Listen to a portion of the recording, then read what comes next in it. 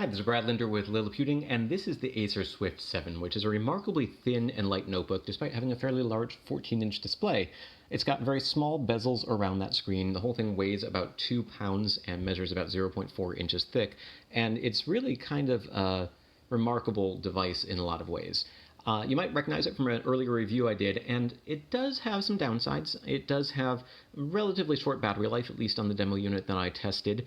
I've been told that other people have gotten longer battery life, but personally I never exceeded around 7.5 hours during video streaming or 4 hours during general usage, which is a little bit disappointing for a machine that's really aimed at mobile professionals who are looking for a thin, light, no compromises machine with a large display and a large keyboard. But it just so happens that as I was reviewing this $1,700 thin and light laptop, I had an opportunity to review several other mini laptops that take a very different approach. So whereas we've got a 14-inch display on the Acer Swift 7, here I've got a stack of little computers that have 7 to 9-inch displays basically, and also sell for substantially lower prices, but there are some trade-offs that make the sort of different approaches a little bit worth considering, I'd say. So not only do you get the full-size display and the full-size keyboard and a very slim design, you get a very compact 2-pound take-anywhere computer here that also happens to have Thunderbolt 3 ports, 2 of them. You can use one for charging and one for data at the same time, or use them any way you like. It's a fanless design. It does have a couple of interesting compromises, like an awkwardly placed webcam that camera sort of gets a nice view of your knuckles or up your nostrils as you're working, but it does have that sort of privacy feature there as well. It also has stereo or dual microphones for far-field voice detection. It's got a built-in fingerprint sensor, backlit keyboard. It's pretty nice in a lot of ways, and it has a very nice wide touchpad here as well. So it's really not a lot of sacrifices. It's not the fastest processor, and like I said, it's not the best battery life, and it's pretty expensive, but it's a pretty nice machine overall. These little ones, let's take a look at them one by one, are a different kind of experience. So this is the One Mix 1S Yoga, which is the latest in a line of devices with a very similar design and a 7-inch display. This particular model is interesting because it sells for about $440. Has a fingerprint sensor, has a Celeron 3965Y processor, and it doesn't have a backlit keyboard, but it does have a convertible tablet style design that allows you to sort of hold it like this. You can use an optional pressure sensitive pen for writing and drawing. And the keyboard, while it's a little bit on the small side, it is a QWERTY keyboard that you can use to touch type. There's some weird layout issues because the keys are a little bit on the small side. Caps lock is sort of attached to the A button. Some of these punctuation keys are a little smaller than you'd expect. But overall, it's a real laptop that just happens to be very small and actually has more ports than you get on the Acers. We've got full-size USB, micro HDMI, USB Type-C, micro SD, and headset, and nothing on the other side.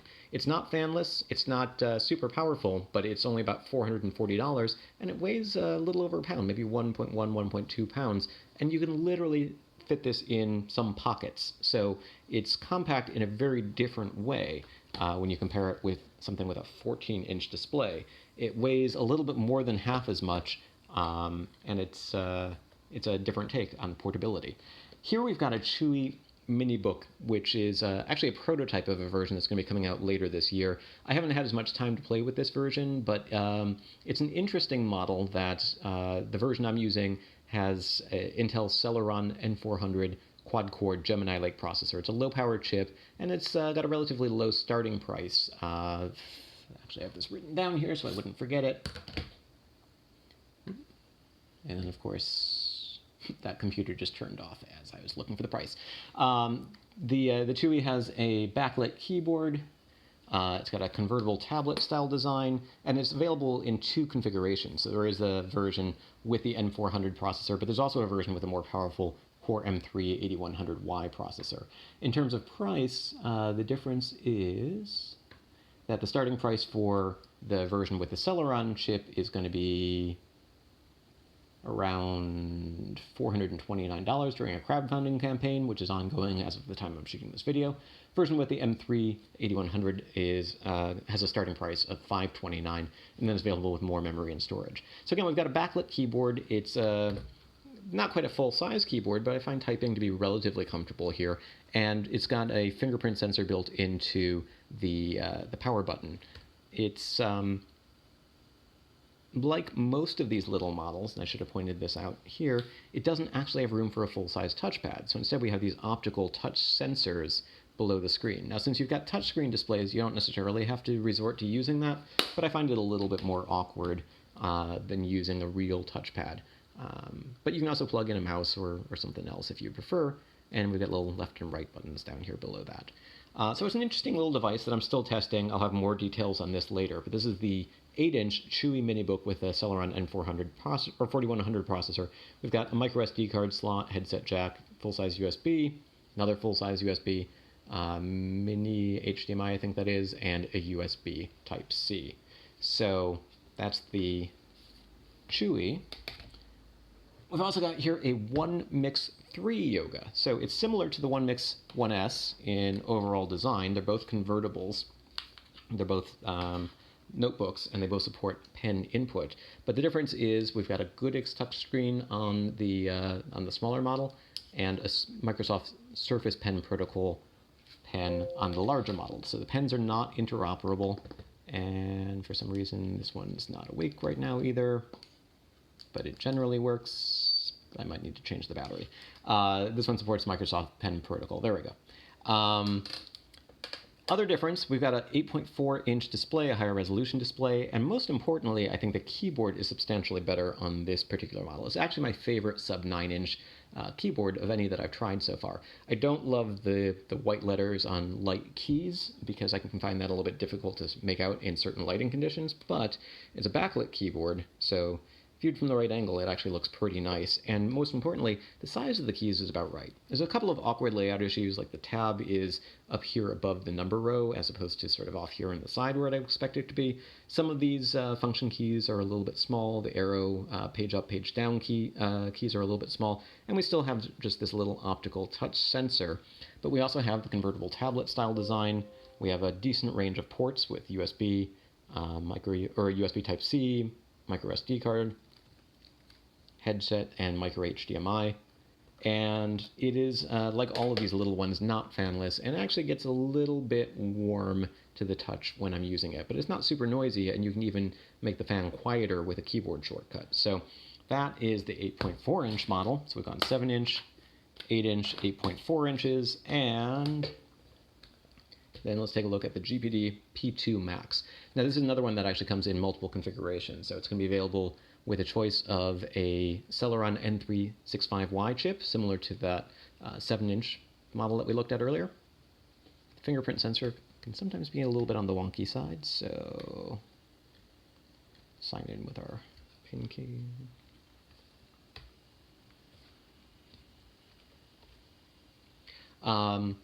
This model is not a convertible, so it's just a traditional laptop, but it does have a touchpad, which sets it apart from some of the little models. Now, of course, the touchpad is not very large. It's not nearly as big as the one on the Acer. It doesn't have a backlit keyboard, and the keyboard's pretty good for touch typing, but I still prefer the One Mix 3 Yoga overall. It doesn't support pen input, but it does have a relatively decent price, with a starting price on this particular model of about $529 during crowdfunding for the version with a Celeron processor, or about $700 for the model with a Core M3 8100Y, plus 16 gigs of RAM and 512 gigs of storage, which is actually a pretty good deal for a portable device that weighs about 1.4 pounds. So I should mention that this version is about 1.4 pounds versus 1.5 pounds versus about 1.1, 1.2, and I'm not entirely sure. I think this one's somewhere in between. I haven't weighed that one yet because, like I said, I just started testing it. The GPD has micro HDMI, USB Type-C, USB Type-A, USB Type-A, and headset, but no micro SD card reader. It does have a webcam, which is something that only some of the little models have.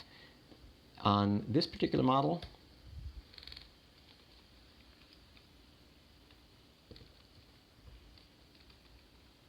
The webcam is, if you ask me, in a little bit of an awkward location, which is below the keyboard. So as you're typing, you might see your fingers on it, and maybe you'll get a nice view of your nostrils. The Chewi, I think, has a better positioned webcam. It's the only other of the mini laptops that I've tested so far that has a webcam, and it's where you would kind of find it more on a tablet off to the side here. So if I open the camera this time,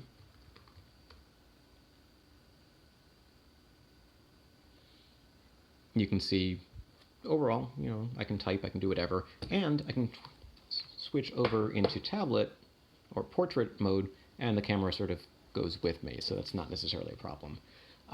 So these two have cameras. I think the camera position may be a little bit better on the Chewi. Neither of them are great cameras, but that is something to keep in mind. The Chewi, I should mention, does have a backlit keyboard. So those keys come on. It does have a kind of awkward layout for some of the punctuation keys, and the caps lock is actually on the A button. So overall, everybody sort of makes interesting compromises in order to go for the compact size, I think. Another interesting thing is that because they all have USB Type-C chargers and they all have relatively low power processors, you can actually charge them all using a USB battery bank, or really I've interchanged most of the chargers that come with them. And in terms of the charger styles, I seem to have misplaced half the charger right now for the Acer, but this is part of the Acer power brick. I think the rest of it might be, nope, that's a different one. The Acer power brick looks sort of like a traditional laptop power brick, and the rest of it's right here. So you plug it into the wall, you plug this in, and what you get is this sort of more USB Type-C power jack. This is, by comparison, the charger that comes with the Chuwi MiniBook. It looks more like a smartphone charger, and it's more indicative of the kind of charger that you tend to get with these smaller models. This is the GPD P2 Max charger. Again, looks more like a phone charger, and they're largely interchangeable. Likewise, the Acer, because it doesn't have any full-size ports, actually comes with this dongle, so that you've got HDMI, USB Type-C, and USB Type-A ports. I could plug this into any of these, and it would be interchangeable. So it's kind of nice that we're moving towards USB-C as a standard, although only the Acer actually supports Thunderbolt 3, which means that it's got higher data throughput. In terms of actual portability, I sort of went over the numbers here, but let's take a little closer look at what this actually means. We've got, from bottom to top, a 2-pound laptop with a 14-inch display, an 8.9-inch laptop, which weighs around 1.4 pounds, an 8.4-inch laptop, which weighs about 1.5 pounds.